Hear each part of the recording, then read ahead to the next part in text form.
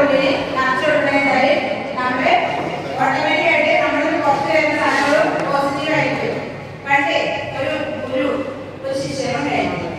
അപ്പൊ ശിഷ്യന് ഗുരുവിനോട് ചോദിച്ചു, എന്താണ് ചില ആളുകൾ ചില സമയത്ത് എന്താണ് ഭയങ്കരമായിട്ട് ദേഷ്യം കൊണ്ടുകൊണ്ടിരിക്കുന്നത് എന്താണെന്ന് ഈ ശിഷ്യന് ഗുരുവിനോട് ചോദിച്ചു.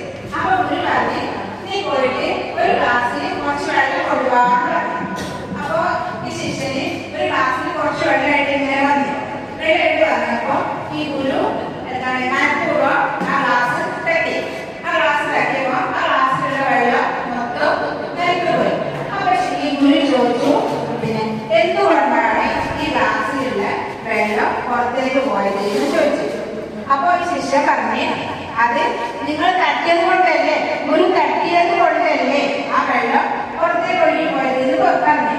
അപ്പൊ ഗുരു പറഞ്ഞു, അതുകൊണ്ടല്ല,